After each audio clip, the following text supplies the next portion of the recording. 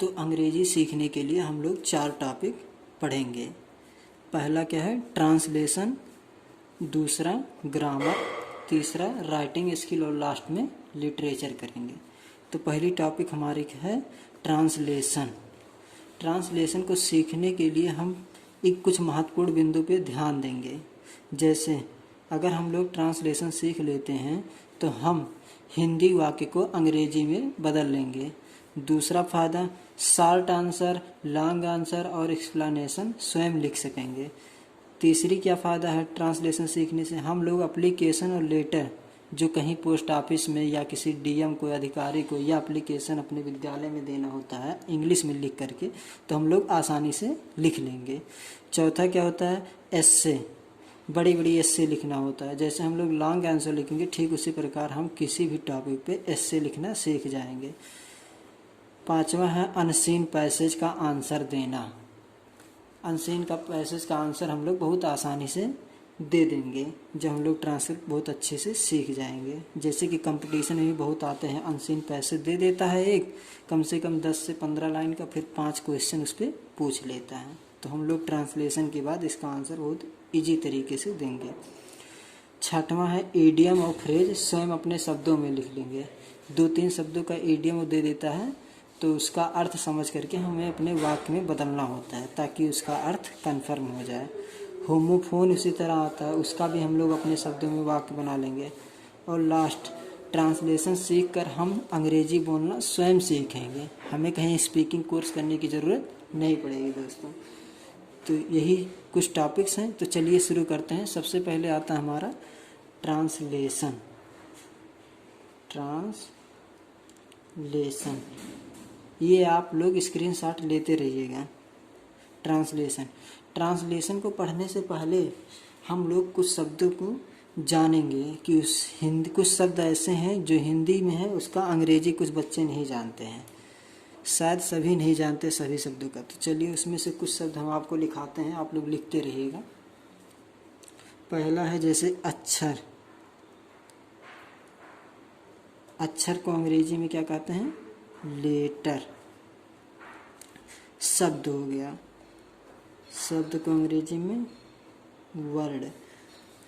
वाक्य को क्या कहते हैं, वाक्य का सेंटेंस। ये कुछ शब्द ऐसे हैं जो हम लोग लिटरली हमेशा प्रयोग करते हैं, तो इनका मीनिंग जानना बहुत ज़रूरी है, तो इसीलिए हम लोग लिख रहे हैं। लिखते रहिएगा, आपका एक नोट्स तैयार हो जाएगा, आप भविष्य में देख सकते हैं। सेंटेंस। चौथा जैसे आता है वाक्य खंड। वाक्य खंड किसे कहेंगे, तो उसे हम लोग कहेंगे फ्रेज। शब्द खंड को अंग्रेजी में क्या कहेंगे, शब्द खंड, तो उसे साइलेबल बोलते हैं, SYLLABLA। उपवाक्य किसे कहेंगे, उपवाक्य, तो इसे क्लॉज बोलते हैं इंग्लिश में। फिर स्वर क्या अंग्रेजी क्या है, स्वर, इसे तो सब लोग जानते हैं, वोवेल, VOWEL। व्यंजन को व्यंजन, कॉन्सोनेंट, CONSONANT, कॉन्सोनेंट। संधि को क्या बोलते हैं अंग्रेजी में, संधि को क्या बोलते हैं, सिंथेसिस, SYNTHESIS, सिंथेसिस। शब्द निर्माण की अंग्रेजी क्या है, शब्द निर्माण, इसको वर्ड फॉर्मेशन।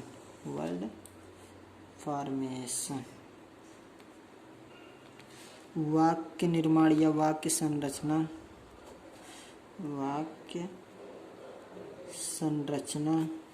इसकी अंग्रेजी हो जाएगी सेंटेंस स्ट्रक्चर, STRUCTURE। ना हो गया। फिर हम लोग करेंगे जैसे वचन को क्या बोलते हैं, वचन की अंग्रेजी क्या है, नंबर हो गया। अब वचन में तीनों आते हैं, एक वचन, अंग्रेजी हिंदी में 3 आते हैं लेकिन अंग्रेजी में 2 ही। एक वचन को सिंगुलर कहते हैं, बहुवचन प्लूरल। लिंग को क्या कहते हैं, मतलब जेंडर। अब पुल्लिंग आ गया, पुल्लिंग का क्या हो गया, मास्कुलिन जेंडर, मैस्कुलिन जेंडर। स्त्रीलिंग, स्त्रीलिंग, feminine gender, feminine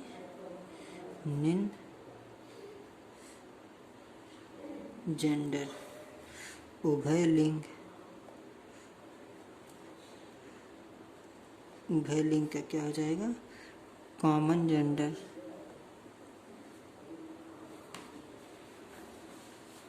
common gender. नपुंसक लिंग,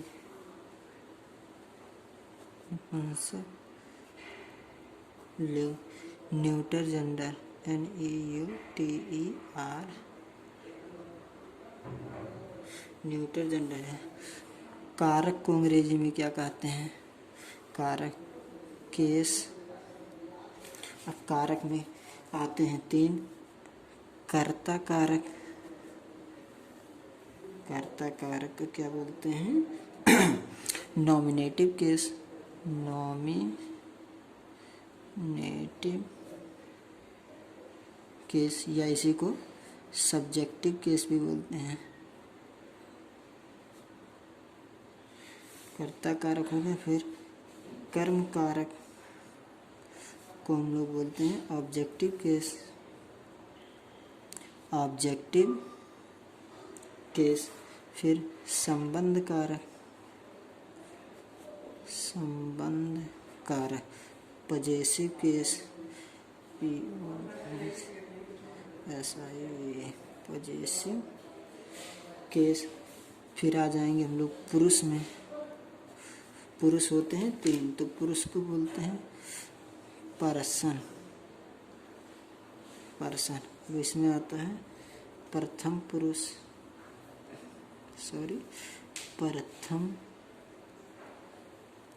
पुरुष यानी फर्स्ट पर्सन। मध्यम पुरुष, मध्यम पुरुष, इसको बोलते हैं सेकंड पर्सन, सेकंड। और उत्तम या अन्य पुरुष, अन्य पुरुष जो है उसको हम लोग बोलते हैं थर्ड पर्सन। ये कुछ अंग्रेजी के वर्ड हैं। चलिए और भी इसमें से लिख लेते हैं। जैसे पर्यायवाची की अंग्रेजी क्या है, पर्यायवाची को अंग्रेजी में क्या बोलते हैं, साइनोनिम, साइनोनिम। पर्यायवाची हो गया। विलोम को क्या बोलते हैं, विलोम को एंटोनिम, एंटोनिम। मुहावरा को इडियम बोलते हैं, IDIOM, इडियम हो गया। लोकोक्ति होता है,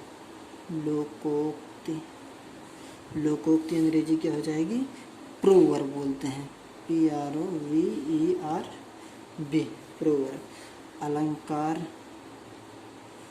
अलंकार तो सुने ही होंगे, figure of speech, figure of speech, figure of speech होता है। शब्दकोश, ये भी सुने होंगे, वोकैबुलरी, शब्दकोश,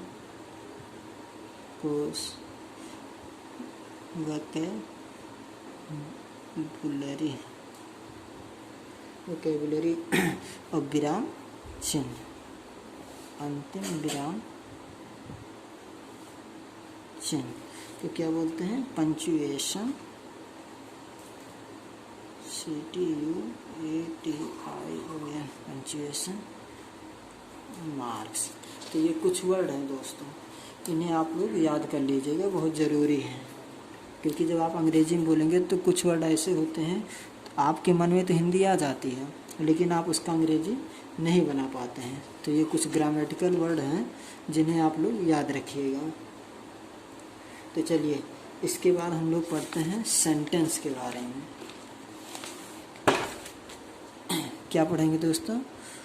वाक्य यानी सेंटेंस। सेंटेंस, तो सेंटेंस कितने प्रकार के होते हैं? 2। सेंटेंस 2, मतलब सेंटेंस के भाग कितने होते हैं? 2 प्रकार। तो बहुत हो जाएंगे, सॉरी दोस्तों, गलती हो गई। सेंटेंस वाक्य के कितने भाग हैं? तो 2 भाग होते हैं। या इसके कितने भाग होते हैं? 2। पहला कर्ता या इसी को सब्जेक्ट और दूसरा होता है विधेय यानी प्रेडिकेट। क्या होता है? प्रेडिकेट। तो हम लोग जैसे एक वाक्य दे देते हैं उदाहरण के तौर पे, जैसे एक छोटा लड़का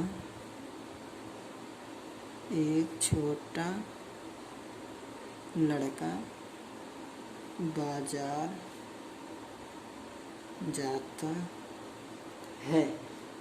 तो इसमें दोस्तों एक छोटा लड़का जो है ये आपका सब्जेक्ट हो जाएगा, सब्जेक्ट। और जो शेष भाग है ये क्या हो जाएगा? प्रेडिकेट यानी विधेय। अब हम लोग बात करेंगे कि सब्जेक्ट कितने वर्ड का हो सकता है, यानी कितना बड़ा हो सकता है। तो यानी हम लोग पढ़ेंगे सब्जेक्ट के बारे में। सब्जेक्ट यानी कर्ता। तो इसमें हम लोग लिखेंगे कर्ता में मुख्य रूप से या इसी को बोल देंगे अधिकतम 4 खंड होते हैं। कितने होते हैं दोस्तों? 4 खंड। कर्ता में मुख्य रूप से 4 खंड होते हैं। तो इसका नाम दे देंगे। एस का मतलब हम सिंबल दे रहे हैं, एस का मतलब सब्जेक्ट। यह 4 S⁴। अब वो चारों कौन कौन से हैं उनका नाम हम लोग लिख लेते हैं। 4 हैं। 4। तो पहला क्या हो जाएगा? Determiner, DETERMINER, determiner. दूसरा हो जाएगा एडजेक्टिव या इसी को क्वालिफायर बोलते हैं, क्वालिफायर। और तीसरा होता है मेन वर्ड। और एक होता है लास्ट, चौथा फ्रेज। जी हाँ दोस्तों, फ्रेज। जैसे आपको दिखा देते हैं उदाहरण के तौर पे, ये चारों कैसे। एक सेंटेंस लेते हैं, जैसे एक छोटी लड़की कुर्सी, एक छोटी कुर्सी कोने में टूटी पड़ी है। यह एक सेंटेंस लेते हैं, एक छोटी कुर्सी कोने में टूटी पड़ी है। अब आपको हम सब्जेक्ट कहाँ से कहाँ तक है? अब देखिए, एक छोटी कुर्सी कोने में, यहाँ तक आपका दोस्तों सब्जेक्ट है। क्या है? सब्जेक्ट। हमने बताया कि सब्जेक्ट में 4 खंड होते हैं, डिटरमिनर, एडजेक्टिव या क्वालिफायर, तीसरा मेन वर्ड और चौथा फ्रेज। तो ये चारों हैं कहाँ इसमें? तो देखिए आपको दिखाते हैं। एक जो है यह है डिटरमिनर, इसको सिंबल सिर्फ डी से दे देते हैं हम, डिटरमिनर। छोटी ये बता रही है कि छोटा है या बड़ा, यानी क्वालिटी बता रहा है। तो क्वालिटी कौन सा होता है, एडजेक्टिव या क्वालिफायर। तो ये हो जाएगा आपका एडजेक्टिव, या इसी को क्वालिफायर, ऐसे सिंबल लिख दे रहे हैं दोस्तों, आप समझ जाएगा क्वालिफायर। और कुर्सी जो है ये मेन वर्ड है, मेन वर्ड, एम से मेन, डब्ल्यू से वर्ड। और कोने में, ये जो कोने में आप देख रहे हैं क्या दोस्तों, कोने में, ये आपका फ्रेज हो जाएगा। शायद आपको समझ में आ गया होगा। अब चलते हैं आगे।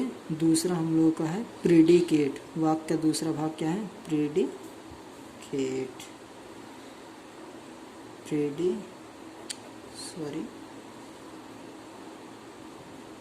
प्रेडिकेट यानी विधेय। विधेय, तो विधेय में इसकी परिभाषा लिख देते हैं, कर्ता को छोड़कर शेष सभी भाग विधेय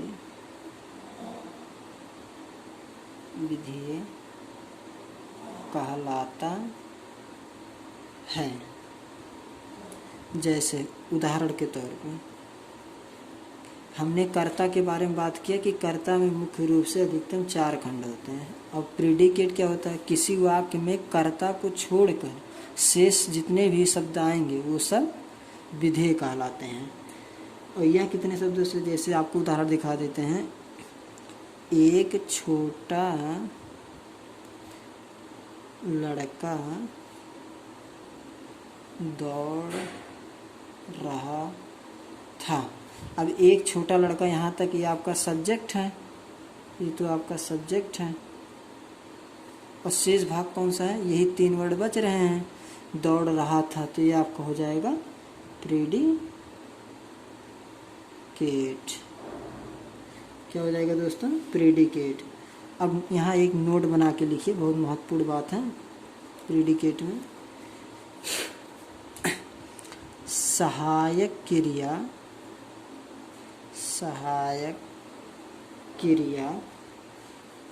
तथा मुख्य क्रिया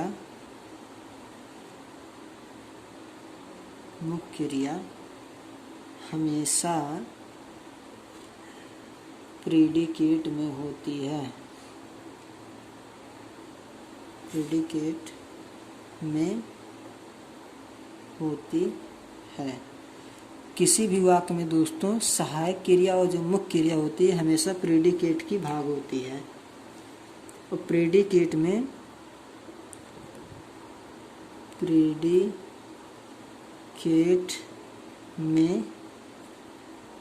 सजीव कर्म तथा निर्जीव कर्म होता है।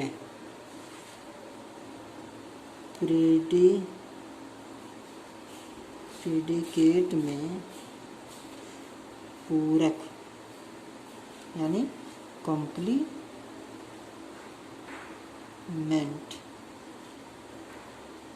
होता है। हमने क्या लिखा है दोस्तों, प्रेडिकेट में कि कर्ता को छोड़कर शेष सभी भाग विधेय कहलाते हैं। जैसे उदाहरण में लिखा है, एक छोटा लड़का दौड़ रहा था, तो इसमें दौड़ रहा था ये प्रेडिकेट है।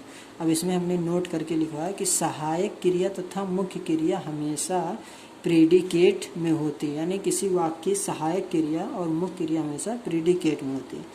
दूसरी पॉइंट है, प्रेडिकेट में सजीव कर्म तथा निर्जीव कर्म होता है। हो सकता है केवल सजीव कर्म ही दिया हो या निर्जीव दिया हो सिर्फ, या हो सकता है दोनों दिया हो। तीसरी पॉइंट हमने बताया कि प्रेडिकेट में पूरक होता है, यानी कम्प्लीमेंट होता है।